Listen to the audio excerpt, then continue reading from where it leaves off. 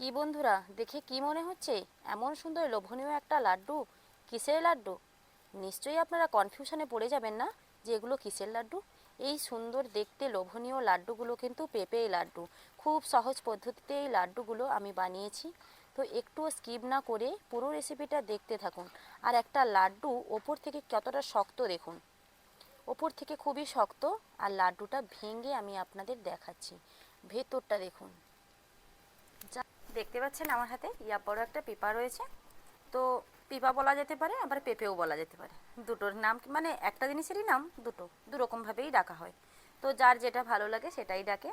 একদম ফ্রেশ একটা পেঁপে, তো আমাদের বাগানেই হয়েছিল, তুলে আনা হয়েছে। তো ভাবলাম এত সুন্দর ফ্রেশ একটা পেঁপে দিয়ে কি বানানো যায়, সেটাই অনেক সময় ধরে ভেবে ভেবে। আর এখন কিন্তু শীতকাল চলছে, শীতটা বেশ কয়েকদিন জোর কদমে পড়েছেও। শীতকাল মানেই একটা গুড়ের ব্যাপার। গুড়ের যে কোনো জিনিস খেতে ভীষণ ভালো লাগে এই শীতকালে মূলত। তার জন্য আজকে এই পেঁপে দিয়ে না লাড্ডু বানাবো। লাড্ডু শুনে আপনাদের অনেকেরই মনে হচ্ছে পেঁপের লাড্ডু আবার হয় নাকি? হ্যাঁ বন্ধুরা, অবশ্যই হয় পেঁপের লাড্ডু। আর খেতে ভীষণ সুন্দর লাগে এই পেঁপের লাড্ডু। ঠিক যেভাবে নারকেলি লাড্ডু হয়, ঠিক সেরকমভাবেই কিন্তু পেঁপের লাড্ডু হয়। তো আজকে আমি পেঁপের লাড্ডু বানাবো, তাও আবার খেজুর গুড়ের এইরকম পাটালি দিয়ে। তো কারা কারা আগে পেঁপের লাড্ডু খেয়েছেন অবশ্যই আমাকে কমেন্ট করে জানাবেন। আর যারা খেয়েছেন তারাও আমার এই ভিডিওটি দেখবেন, আর যারা না খেয়েছেন তারাও দেখবেন। তো পেঁপের লাড্ডুর এই যে রেসিপি, খুব সহজ একটা রেসিপি। আর আমি আপনাদের খুব সহজভাবেই দেখানোর চেষ্টা করব পেঁপের লাড্ডুর রেসিপিটা। আশা করছি আপনাদেরও খুব ভালো লাগবে। প্রথম থেকে শেষ পর্যন্ত পুরো রেসিপিটা দেখতে থাকুন, সঙ্গে থাকুন। রান্নাঘরে যাওয়া যাক আর শুরু করা যাক পেঁপের লাড্ডু বানানো। চলুন তাহলে রান্নাঘরে যাই।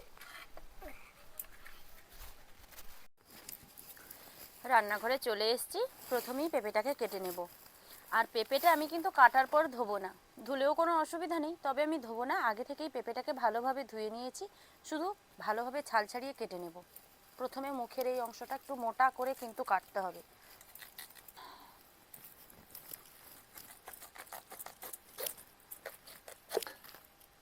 পেঁপেটা দেখুন, এই রকম একদম ফ্রেশ পেঁপে দেখেই কিন্তু পেঁপের লাড্ডু বানাতে হবে। কীরকম একটা আওয়াজ হচ্ছে দেখতে পাচ্ছেন? ফ্রেশ পেঁপে হলে না এরকম একটা কড়কড়ে আওয়াজ হবে পেঁপেটা কাটার সময়।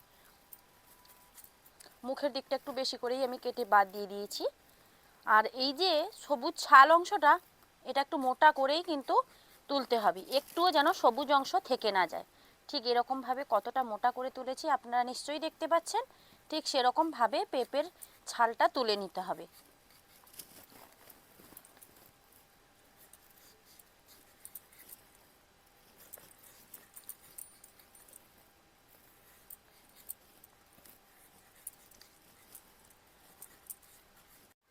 পেঁপেটাকে ভালোভাবে কেটে নিয়েছি, এরকম লম্বা লম্বা পিস করে কেটেছি। আর পেঁপের মাঝখানে এই যে বীজ থাকে যে জায়গাটা, সেটা একদম চেঁচে পরিষ্কার করে দিয়েছি। নিশ্চয়ই দেখতে পাচ্ছেন পেঁপেটা কিন্তু এরকমভাবে কাটতে হবে।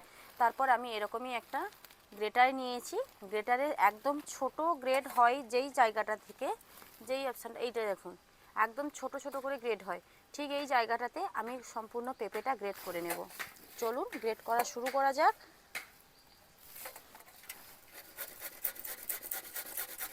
আপনাদের হাতের কাছে ছোট গ্রেটার থাকলেও আপনারা কিন্তু সেই ছোট গ্রেটার দিয়ে গ্রেট করে নিতে পারেন, কিংবা মিক্সচার মেশিনে পেস্ট করে নিতে পারেন। সেটা একটু অসুবিধাজনক হবে, তবে গ্রেটার দিয়ে গ্রেট করলে এটা খুব সুবিধার হবে। গ্রেটারটা বড় রয়েছে বলে না গ্রেট করতে সুবিধা হচ্ছে, তবে হাতটা মাঝে মাঝে একটু হড়কে যাবে। সাবধানে একটু গ্রেট করবেন, না হলে অনেক সময় গ্রেটারে গ্রেট করতে গিয়ে হাত হড়কে গিয়ে কিন্তু হাতটা কেটে যায়। দু তিনটে আমার হয়ে গেছে। ঠিক এরকমভাবে গ্রেট করে নিতে হবে। বেশ অনেকগুলো পেঁপে আমি গ্রেট করে নিয়েছি। উনুন ধরিয়ে কড়াইতে কিছুটা জল দিয়ে দিয়েছি, জলটাও ভালোভাবে গরম হয়ে গেছে। গ্রেট করা পেঁপাগুলো জলের মধ্যে দিয়ে 3 থেকে 4 মিনিটের মতো সেদ্ধ করে নেব।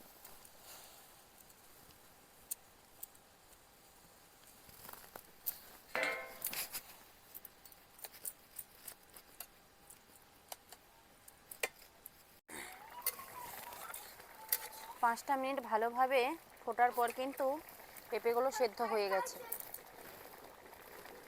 এই যে দেখুন, হাত দিয়ে আঙ্গুলের মধ্যে টিপলেই কিন্তু বোঝা যাবে যে পেঁপেগুলো সেদ্ধ হয়ে গেছে। খুব বেশি সেদ্ধ করলে এগুলো কিন্তু ঘেঁটে যাবে, আর আমরা সন্দেশ বানাতে পারবো না। একটা ছাঁকনি নিয়েছি, দেখুন এই ছাঁকনির মধ্যে পেঁপেগুলোকে ছেঁকে ভালোভাবে জল বের করে নেব। একদম নিংড়ে কিন্তু জলটা বের করে নিতে হবে, জল থাকলে সন্দেশটা ভালো হবে না। তার জন্য এরকম একটা ছাঁকনি নিলে পর খুব সুবিধা হয়।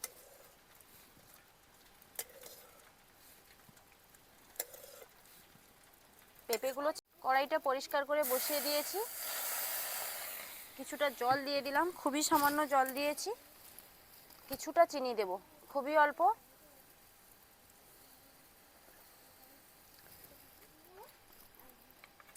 আর দিয়ে দেব কিছুটা গুড়, সেই পাটালি গুড়গুলোকে আমি ভেঙে নিয়েছি।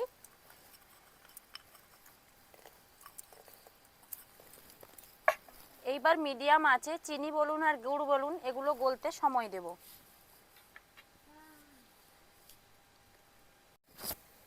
গুড় চিনি ভালোভাবে গলে গেছে, দেখুন একদম সুন্দরভাবে গলে গেছে, এক আধটা রয়েছে।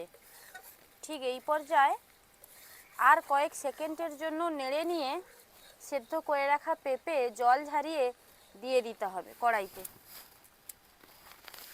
এই দেখুন,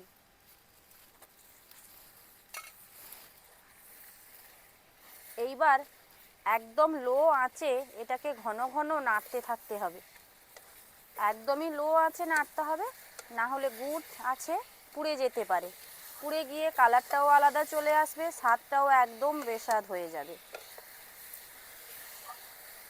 গুড় দিয়ে এই লাড্ডুটা বানানোর জন্য এর কালারটা কিন্তু অসম্ভব মজাদার একটা কালার হবে। নিশ্চয়ই এখন দেখে বুঝেছেন কীরকম কালার হচ্ছে। কিছু সময় ধরে লো আঁচে নেড়ে নেড়ে এক্সট্রা যে জলটা বেরিয়েছে, ভালোভাবে যদিও ছেঁকে নিয়েছি তারপরেও কিন্তু এক্সট্রা জল একটা বেরিয়েছে, যেহেতু পেঁপেটা সেদ্ধ করা হয়েছিল তার জন্য এই জলটাকে ভালোভাবে শুকনো করে নিতে হবে।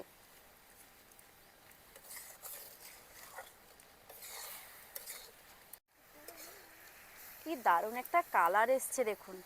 ঠিক এই সময় দিয়ে দেব 2 থেকে 3টে এলাচ মুখ ফাটিয়ে দিয়ে দেব, যাতে দারুণ একটা গন্ধ আসে। পেঁপেটা এমনি খুব একটা কাঁচা গন্ধ আসবে না, তবে এলাচটা দেওয়ার পর দারুণ একটা স্মেল আসবে। জলটা অনেকটাই শুকনো হয়ে গেছে দেখুন, তবে জলটা শুকানোর জন্য হাই আঁচ দিতে যাবেন না একদমই, তাহলে জলটা শুকানোর বদলে সেটা পুড়ে যাবে। একদম লো আঁচে ঘন ঘন নেড়ে নেড়ে একদম একটা শুকনো শুকনো ভাব করে নিতে হবে, তারপরে লাড্ডুটা গড়া যাবে। এই লাড্ডু যখনই যাকে দেবেন না কেন কেউ কিন্তু একদমই বুঝতে পারবে না এই লাড্ডুটা পেঁপে দিয়ে হয়েছে। নিজেরাই এখন দেখে বুঝেছেন কি যে এটা পেঁপে দিয়ে রেডি হয়েছে। এই লাড্ডুটা ভীষণ মজার একটা লাড্ডু। বেশ কয়েক মিনিট নাড়ার পর একদম ঝরঝরে শুকনো হয়ে গেছে দেখুন। এর থেকে খুব বেশি শুকনো করলে লাড্ডুটা আবার গড়তে অসুবিধা হবে। আমি রেসিপিটা ঠিক যেভাবে দেখালাম আপনাদের পাই টু পাই, আপনারা যদি ঠিক সেরকমভাবে বাড়িতে এই পেঁপের লাড্ডু বানান না, একটুও কোনো অসুবিধা হবে না, লাড্ডু একদম পারফেক্টভাবে রেডি হয়ে যাবে। চলুন এইবার এটাকে একটা থালার মধ্যে নিয়ে নিই। চারদিকে একটুখানি মেলিয়ে দেব যাতে হালকা ঠান্ডা হয়ে যায়। একবারে ঠান্ডা হয়ে গেলে লাড্ডু গড়তে অসুবিধা হবে, আবার খুব বেশি যদি গরম থাকে হাতের মধ্যে কিন্তু লাড্ডুটা গড়া যাবে না নিয়ে, তার জন্য একটু চারদিক মেলিয়ে দিয়েছি। একটু ঠান্ডা হয়ে যাক, হাত দিয়ে লাড্ডুটা গড়ব। লাড্ডু আপনাদের মনের মতো করে গড়ে নিতে পারেন।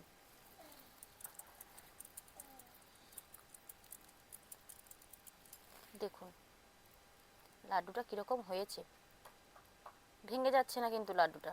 নিশ্চয়ই দেখে বুঝেছেন লাড্ডুটা কতটা সুন্দর পারফেক্ট হয়েছে।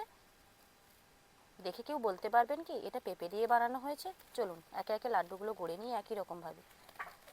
আমি 2 হাতে তালুর মধ্যে গড়ছি, আপনারা চাইলে এক হাতেও যেভাবে আমরা নারকেলি লাড্ডু বানাই ঠিক সেরকমভাবে বানিয়ে নিতে পারেন।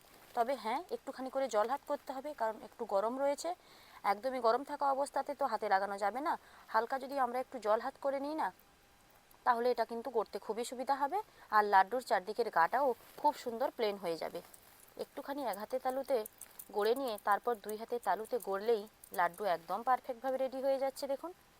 আর এই লাড্ডুগুলো দেখতে কতটা সুন্দর হচ্ছে সেটা আমাকে আর নতুন করে বলে দিতে হবে না। বেশ কয়েকটা লাড্ডু আমার গড়া হয়ে গেছে। গড়ে রাখা লাড্ডুগুলো কি সুন্দর দেখতে লাগছে দেখুন, দেখলেই মন ভরে যাবে। যাকেই দেবেন এক বাক্যে খেয়ে আপনার প্রশংসা করবেই করবে। অনেকেই আছে জানেন তো, যারা পেঁপে খেতে চায় না। ছোট বাচ্চা বলুন, বড়রা বলুন, অনেক বড়রাই আছে পেঁপেটাকে পছন্দ করে না। তাদেরকে এরকমভাবে পেঁপে দিয়ে লাড্ডু বানিয়ে দেবেন, তারা একদম বুঝতে পারবে না, অনায়াসে 5-7টা লাড্ডু এমনিতেই খেয়ে নেবে। আবার আপনার কাছে রিকোয়েস্ট করবে এই রকমভাবে লাড্ডু বানানোর জন্য। ছোট বাচ্চারা তো আনন্দের সহিত খাবে। পেঁপের মধ্যে যে একটা ভিটামিন রয়েছে সেটাও ছোট বাচ্চাদের শরীরে কাজে লাগবে, আর মিষ্টি মিষ্টি ভাব লাগার জন্য ওরা খুব আনন্দের সহিত এই লাড্ডুগুলো খেয়ে নেবে। আপনাদের সঙ্গে গল্প করতে করতে মাত্র কয়েক মিনিটের মধ্যে কতগুলো পেঁপের লাড্ডু আমার রেডি হয়ে গেল। হাতটা একটু ধুয়ে নিচ্ছি, না হলে মিষ্টি রয়েছে, চিনি রয়েছে, গুড় রয়েছে, হাতটা একটু চিটচিট করবে। আর এই লাড্ডুগুলো কী সুন্দর দেখতে হয়েছে আমাকে আর নতুন করে নিশ্চয়ই বলে দিতে হবে না, আপনারা দেখেই বুঝেছেন। লাড্ডুগুলো খুব লোভনীয় একটা লাড্ডু। তবে এমন একটা জিনিস দিয়ে এই লাড্ডুটা রেডি হয়েছে, এমন একটা সবজি দিয়েই কিন্তু এই লাড্ডু রেডি হয়েছে। এমন একটা সবজি দিয়ে রেডি হয়েছে, সেই সবজিটা হয়তো অনেকেরই অপছন্দের, কিন্তু সেটাকে এমনভাবে প্রস্তুত করা হয়েছে সকলেরই একটা পছন্দের খাবার। আমার এই পেঁপের লাড্ডু রেসিপি আপনাদের কীরকম লাগলো লাইক কমেন্ট ও শেয়ার করে জানাতে ভুলবেন না। যদি ভালো লেগে থাকে আমার চ্যানেলটি সাবস্ক্রাইব করে আমার পাশে থাকবেন। দেখা হচ্ছে আবার নতুন কোনো রেসিপি নিয়ে। আর হ্যাঁ, আরেকটা কথা, যদি আপনাদের কোনো রেসিপি দেখতে ইচ্ছে করে অবশ্যই আমাকে কমেন্ট করে জানাবেন, আমি সেই রেসিপি আপনাদের সঙ্গে শেয়ার করার একান্তই চেষ্টা করব। তো সকলে সুস্থ থাকবেন, ভালো থাকবেন। একবার হলেও, পেঁপের দাম ভীষণ পরিমাণে কম, একদমই অল্প দামের সবজি এটা, তো একবার হলেও এই পেঁপে দিয়ে এরকমভাবে লাড্ডু বানিয়ে খাবেন। আর হ্যাঁ, রইল বাকি গুড়ের কথা। শীতের সিজন, গুড়ের দামও খুব কম, আর গুড়টা এখন অ্যাভেলেবল পাবেন, বিশেষ করে শীতের সিজন থাকার জন্য। এই শীতের সিজনে এরকমভাবে পেঁপের লাড্ডু বানিয়ে খাবেন। এটা চিনি দিয়ে বানানোর থেকে গুড় দিয়ে বানালে আরও দেখতে বেশি ভালো লাগে, খেতেও ভালো লাগে। তো শীতকালে এরকমভাবে একবার লাড্ডু বানিয়ে খাবেন। সকলে ভালো থাকবেন, সুস্থ থাকবেন। ভিডিওটা এখানেই শেষ করছি, টাটা।